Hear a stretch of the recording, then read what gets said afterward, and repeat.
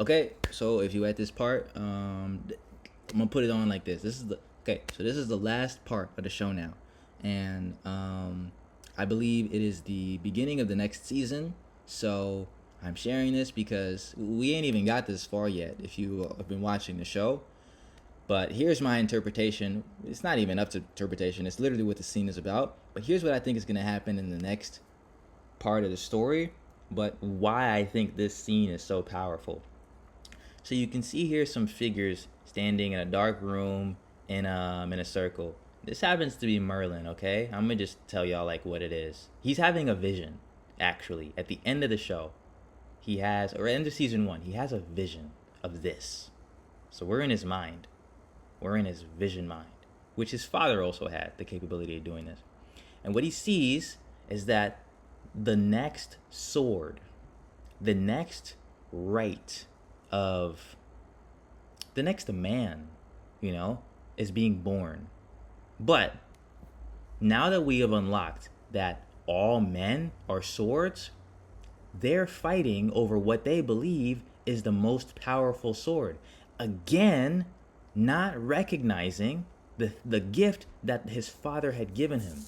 The download, which is they all have swords. Brody ain't taking care of his, as we can very well see. He ain't got no top. Brody definitely not taking care of his over here. So I kid, but seriously, they already have swords, and they're now pretending that there's some new magical AI. It's like this is the new way. This is the new da da da da da. No, it's already in you, Merlin says. And there's a new woman who we don't know who this is, but it could be any poor young girl who unfortunately these patriarchs abuse and take advantage of to steal these powers. They rather than cultivate the kundalini and fluidity within them, they rob it from those who have it naturally, sometimes young boys, because when we're young boys we're more nimble, right? And when you're a woman, you always have more agility and fluidity than a man. So this vision is Merlin discovering that there will be a new queen that arises with a new sword, and all of these men are fighting for power over it. And he, in a fit of rage, grabs this sword, because they're all arguing right here. They're all in a heated argument about who should carry the sword. In a fit of rage, he grabs the sword and rushes out of the room. And he slams it with all his Atlantean DNA strength into a slab of rock and says, "Pull it out if you're strong enough." He literally just he creates in the 3D the physical symbol of the conflict these poor men were already facing. You already have this sword, but it's locked in a stone. It's locked in a stone. The only way that you're gonna get this strength that you're after is if you pull it out yourself. So he makes it impossible for anybody to just claim the magic by just grabbing the sword or using strength. He's like, no, you have to use it you have to pull it out from within. Okay? So that then becomes the Arthurian myth that we all know today. Now the strongest of the men, or the strongest of the strongest man, presents himself and pulls his sword from the stone. There's not just one sword. There's no magical one sword. You are the sword, all right? And you pull it up yourself. Thank you for watching. Oh, this is not even my last slide. Oh, you know what? Dang, I'm doing this so wrong. I told you I'm not a video editor, or am I writing a script? I'm going all off the dome here. Yeah, so I kept these images in. You have no idea who these characters are if you haven't watched the show. And thank you for watching this video for as long as you have. If you've made it this far, you really want to know this. So anyway, go watch the show, but thank you. Here goes some B characters. There's a B storyline happening with this guy, all right? And this is the dude that they want to be the king of the new kingdom. But he's not, quote unquote, the strongest of all the men. He kind of fragile. Here goes his brother. Clearly got more triceps than he do, although you can't see it. behind his cape. You just believe his older brother's got more triceps, but they're all bowing to him. Why? Well, they went to war with probably 30 of them to their 300. Okay, y'all seen the movie Spartan? He knocks them down, knocks them all down. Not with Merlin's help, which we'll see in the other clip. I think we already did, if we at this point. Yeah, so, again, I'm trying not to step over my info, but, like, not a video editor. So, they are all bowing to him because he has proven himself to be capable of raising his sword and defeating his enemies with his own strength and not the power of greater men, quote unquote. He relied on himself. So now, even his brother, even these men, they look at him and they go, yeah, you the guy. You the guy. You the guy.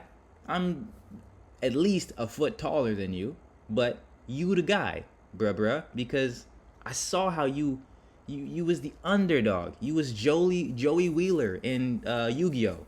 If y'all ain't know that reference, alright, it is what it is. I'm just spitting how I spit. So he's the guy, and I wanted to show you that because the B character in the show is also a guy who is becoming the guy in his own universe. Alright? So, you don't have to be half Atlantean. You don't have to have superpowers. You don't have to be some heroic whatever. You can just be the guy in your universe. And that's how you pull your sword up. The show is giving you all the downloads that you need. And sorry if this is like a haste. It's probably almost 12 and it's about to be 12. I'm deadbeat tired. I'm out here trying to beat a guy. I don't really want to sit here and video edit. I don't want to write scripts because I'm writing other stuff. All right? I'm meditating also. We living in this digital construct. Look, I'm just trying to be the guy. All right? I'm just trying to be the guy. And I don't think the guy is always up here making video edits and stuff. I think sometimes the guy is just making sure that he doing what he can for his beautiful lady and his peoples, all right? For himself. He's sleeping right now because he's in the dreams, all right? So, but I wanted to give y'all the downloads because I care about those of you who want this message. I care about me first and foremost, but I care about what I am able to provide to others, and the only way I can provide is if I embody this. So I made it a little bit of a challenge for myself too, and just wanted to rip off the dome, make a fool of myself for a second, because they were not all afraid to. This guy has a one-on-one with an old man and almost gets washed up because this old man was big and he had been fighting battles and he was knocking him around and stuff. He beat him up though because he showed up and was like, look, even if I'm stumbling and kicking, I'm still gonna get one on you. And he did. He won the fight. He was willing to look like an idiot, accepted a challenge by a man twice his size, and still won. I didn't come into this with a script. I probably look like an idiot, but check it. When I go out tomorrow and I bust out my 5-mile run, a sub 40 minute, I'm going to feel like, and not only that, but all the synchronicities that I'm going to see on the way, that this on the billboard, that this color card, that this person walked by with that on their t-shirt, I don't need the approval of nobody. I'm just waking up and I'm being a guy no matter what. All right? And that's what I'm trying to get across to y'all. Not on no shade, not on no type shit, but like really, like we all can be that. Okay? So, thank y'all for watching. Here go me, back from one of them runs. Back from one of them runs. And I'm just trying to show y'all that, like, I don't look like him, right? I ain't got the skin tone or the hair. But I got my hair and I got my look, okay? Shave what you can. Shave to where you want. This is a mid-shave for me, too. Like, I hadn't just shaved. I shaved clean. But this was like, this is just to show y'all, like, where you can go, or like what your look is. And what it ultimately is that put yourself in the center of that sun. Put yourself in the center of that sun, because that's what you are emitting. Whatever you present is what you're emitting. And that's what these stories of men, these stories of not just men, but of symbols are trying to teach you, is that you yourself are a symbol, and you shape the symbol that you want to present to others in this world. Thank you for watching. My name is DARCHI. I'm going to see y'all in the next one. Peace.